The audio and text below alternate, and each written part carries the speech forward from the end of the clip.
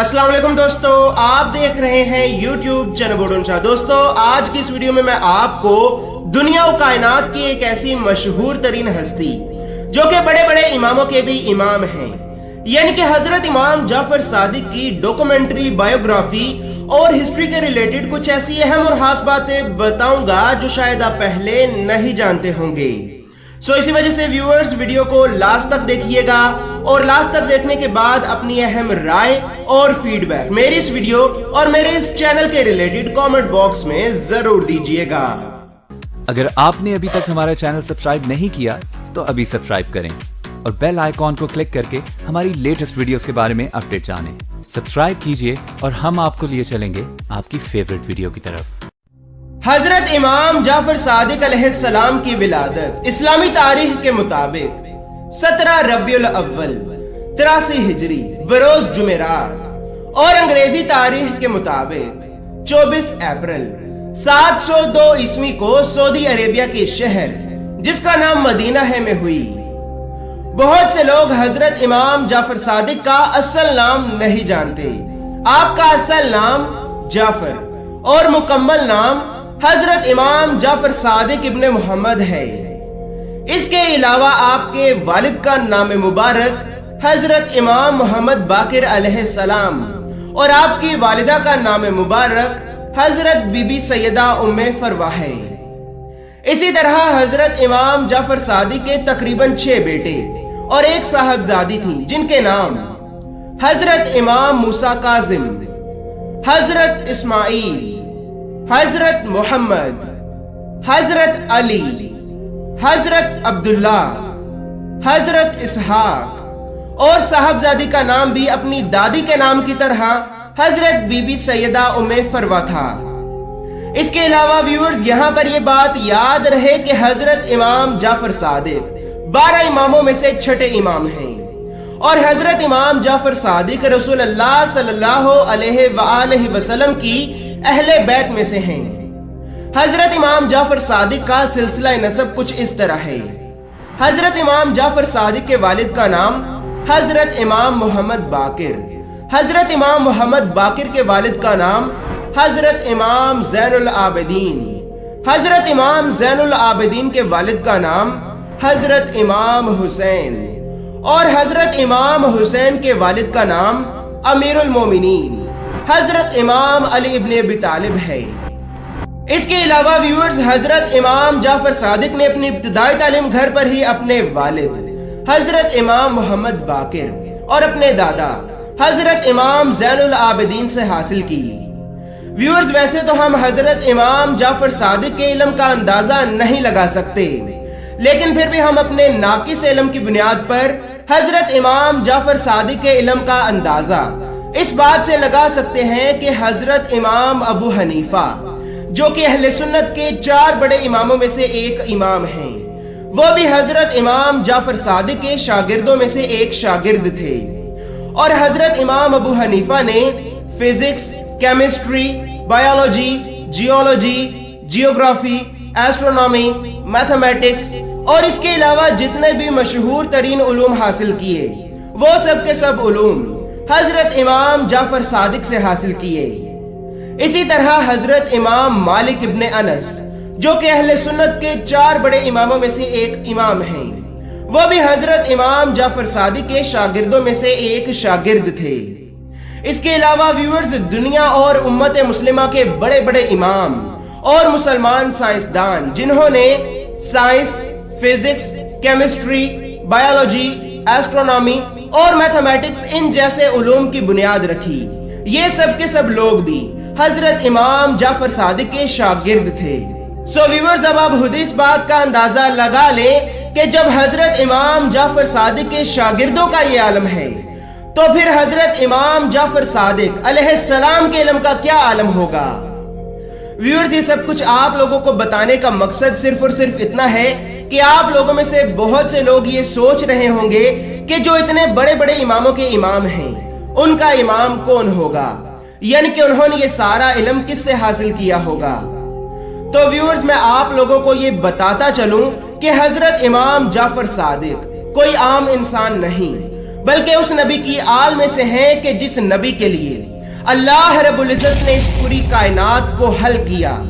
اور صرف یہی نہیں بلکہ حضرت امام جعفر صادق اہل بیت میں سے ہیں، اس اہل بیت میں سے کہ جس اہل بیت کے بارے میں اللہ کے رسول حضرت محمد مصطفیٰ صلی اللہ علیہ وآلہ وسلم نے فرمایا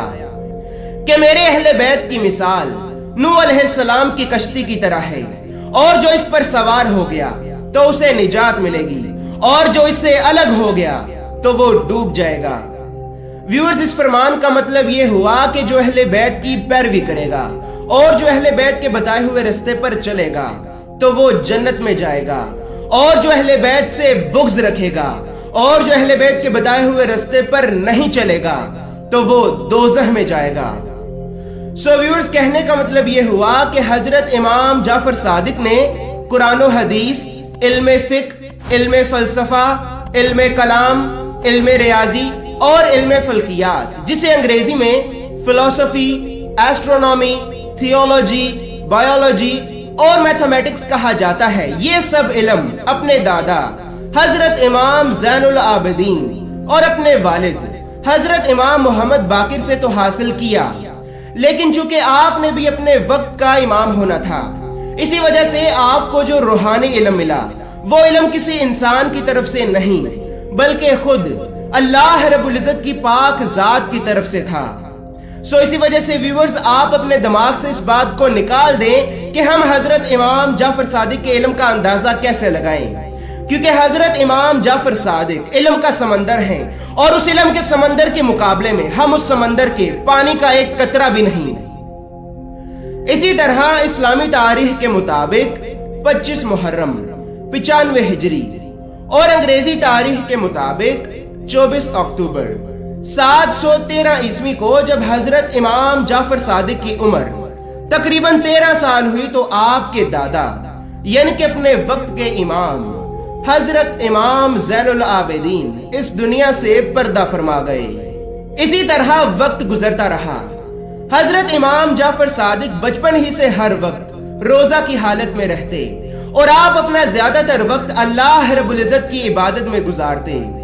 جب حضرت امام جعفر صادق اللہ کی عبادت سے فارغ ہوتے تو آپ عام لوگوں کو دین اسلام کا سچا علم سکھانے میں مصروف ہو جاتے۔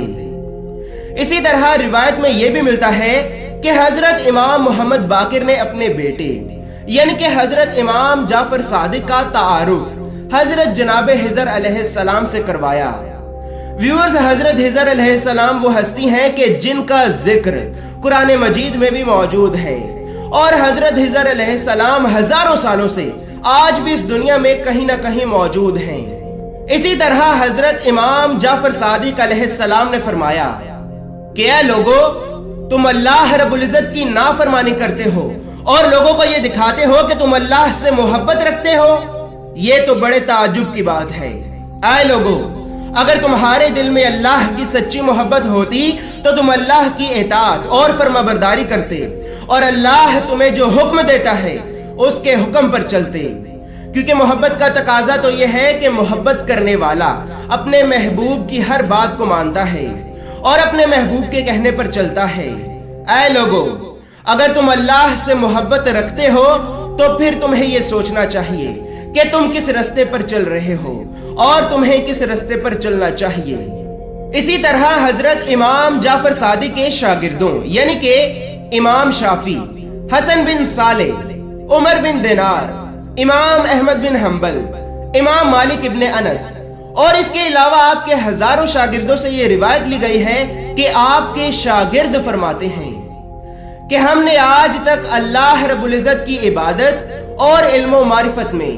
حضرت امام جعفر صادق علیہ السلام سے بڑھ کر اور کسی کو نہیں دیکھا۔ اسی طرح اسلامی تاریخ کے مطابق 7 ذوالحجہ 117 ہجری اور انگریزی تاریخ کے مطابق 1 فیبروری 733 عیسوی کو جب حضرت امام جعفر صادق کی عمر تقریباً 31 سال ہوئی تو آپ کے والد حضرت امام محمد باقر علیہ السلام اس دنیا سے پردہ فرما گئے۔ جب حضرت امام محمد باقر کا وقت آخر قریب آیا تو اس وقت آپ کے سب بیٹے آپ کے پاس تھے، لیکن آپ نے حضرت امام جعفر صادق کو اپنے پاس بلوایا اور پھر فرمایا کہ امامت اللہ رب العزت کی طرف سے ہمارے لیے ایک ایسا عہدہ ہے کہ جو پہلے سے ہی ہمارے لیے طے شدہ امر ہے، اور میرے بعد میرا فرزند جعفر ہی حجت خدا ہے۔ اے لوگو، یہ امر الہی ہے اور یہ امر پہلے سے ہی طے شدہ ہے کہ میرے بعد میرے سارے بیٹوں میں سے جعفر ہی امام ہوگا۔ اسی طرح حضرت امام محمد باقر نے حضرت امام جعفر صادق کو کچھ وصیت کی اور پھر اپنا وصی و جانشین مقرر کر دیا۔ اسی طرح وقت گزرتا رہا اور اس وقت کے بڑے بڑے علماء، تابعی اور تبع تابعین حضرت امام جعفر صادق کی علم و معرفت کو دے کر آپ کی بیعت کرنے لگے اور آپ سے اللہ رب العزت کے سچے دین کا سچا علم حاصل کرنے لگے۔ ایک مرتبہ ایک شخص حضرت امام جعفر صادق کی خدمت میں حاضر ہوا اور نہایت ہی ادب اور احترام سے کہنے لگا کہ اے وقت کے امام، میری بیوی مجھ سے ہمیشہ بد اخلاقی سے بات کرتی ہے، اسے مجھ سے بات کرنے کی ذرا بھی تمیز نہیں اور وہ مجھ سے ذرا بھی پیار نہیں کرتی، حالانکہ میں اسے ہمیشہ خوش رکھتا ہوں۔ تو حضرت امام جعفر صادق نے فرمایا کہ اے شخص، جاؤ اور جا کر اپنی بیوی کو میرے پاس لے آؤ۔ اس کے بعد جب وہ شخص اپنی بیوی کو لے کر حضرت امام جعفر صادق کی خدمت میں حاضر ہوا تو حضرت امام جعفر صادق نے اس شخص کی بیوی سے پوچھا کہ اے عورت، تم اپنے شوہر کو کیوں ستاتی ہو؟ تو وہ عورت حضرت امام جعفر صادق کے سامنے ہی اپنے شوہر سے بد اخلاقی اور بدتمیزی سے بات کرنے لگی اور اس کی بے عزتی کرنے لگی۔ یہ سب دیکھ کر حضرت امام جعفر صادق نے اس عورت سے فرمایا کہ اے عورت، اگر تم اپنے شوہر سے اسی طرح بد اخلاقی اور بدتمیزی سے سلوک کرتی رہی تو پھر تمہارے پاس صرف 3 دن ہیں اور 3 دن کے بعد تم اس دنیا میں زندہ نہ رہو گی۔ یہ بات سن کر وہ عورت یہ سمجھنے لگی کہ حضرت امام جعفر صادق مجھ سے کوئی مذاق کر رہے ہیں اور کہنے لگی، ہاں میں تو یہی چاہتی ہوں کہ میں کبھی بھی اپنے اس منحوس شوہر کی صورت نہ دیکھوں۔ تو حضرت امام جعفر صادق نے اس شخص سے فرمایا کہ اے شخص، اپنی اس بیوی کو اپنے گھر لے جاؤ، اب اس کے پاس صرف 3 دن ہیں اور تیسرے دن کے بعد اب یہ اس دنیا میں زندہ نہ رہے گی۔ اس کے بعد جب 3 دن گزر گئے تو وہ شخص آپ کی خدمت میں حاضر ہوا تو حضرت امام جعفر صادق نے اسے اس کی بیوی کے بارے میں پوچھا تو وہ شخص کہنے لگا کہ اے وقت کے امام، میں ابھی اپنی بیوی کو دفنا کے آ رہا ہوں۔ ویورز، اس بات سے ہمیں یہ سبق ملتا ہے کہ ضروری نہیں کہ ہمیشہ بیوی ہی بد اخلاق ہو، بلکہ شوہر بھی بد اخلاق ہو سکتا ہے، لیکن جب دونوں نے ایک دوسرے کو شادی کے لیے قبول کر لیا ہے تو پھر انہیں ہمیشہ پیار اور محبت سے رہنا چاہیے، ورنہ ان معاملات میں اللہ رب العزت کا عذاب بھی نازل ہو سکتا ہے۔ ویورز، اس کے علاوہ حضرت امام جعفر صادق کے ایسے ہزاروں معجزات ہیں کہ جن معجزات کو سن کر اور جن پر عمل کر کے میں اور آپ ہم سب اپنی اپنی زندگیاں بدل سکتے ہیں۔ یہ سارے معجزات تو میں اس ایک ویڈیو میں نہیں بیان کر سکتا، لیکن انشاءاللہ میں بہت جلد حضرت امام جعفر صادق کے ان معجزات کو بیان کرنے کی پوری کوشش کروں گا کہ جن معجزات کے بارے میں شاید آپ نے پہلے کبھی سنا تک نہ ہوگا۔ ویورز، سچ بات تو یہ ہے کہ میں اپنے آپ کو اس قابل ہی نہیں سمجھتا کہ میں حضرت امام جعفر صادق کی سیرت کو بیان کر سکوں، اور ویورز، میں نے اپنے ناقص علم کی بنیاد پر ابھی تک جو کچھ بھی بیان کیا ہے یہ کچھ بھی نہیں،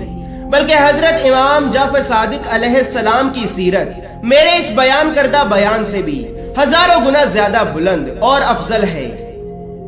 اسی طرح حضرت امام جعفر صادق نے اپنی ساری زندگی عام لوگوں کو دین اسلام کا سچا علم سکھانے میں گزار دی۔ آپ نے ایسے غریب لوگوں کو اسلام کا سچا علم سکھایا کہ جن غریبوں کا آپ کے علاوہ چاہنے والا اور کوئی نہ تھا، اور پھر دنیا نے دیکھا کہ وہی غریب جنہیں حضرت امام جعفر صادق نے علم سکھایا وہ دنیا کے لاکھوں کروڑوں لوگوں کو دین کا علم سکھا رہے ہیں۔ اسی طرح جب حضرت امام جعفر صادق کو انگوروں میں زہر ملا کر دیا گیا تو اس زہر کی وجہ سے آپ کا وقت آخر قریب آ گیا۔ جب آپ کا وقت آخر قریب آیا تو اس وقت آپ نے اپنے بیٹے حضرت امام موسیٰ کاظم کو اپنے پاس بلایا اور پھر لوگوں کے سامنے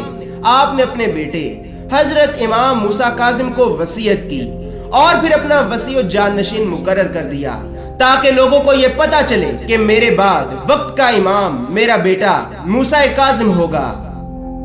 اسی طرح اسلامی تاریخ کے مطابق 25 شوال 148 ہجری اور انگریزی تاریخ کے مطابق 18 دسمبر 765 عیسوی کو تقریباً 65 سال کی عمر میں سعودی عربیہ کے شہر جس کا نام مدینہ ہے میں آپ اس دنیا سے پردہ فرما گئے۔ آپ کا دور امامت تقریباً 34 سال تک رہا اور آپ کی قبر مبارک آج بھی جنت البقیع میں موجود ہے۔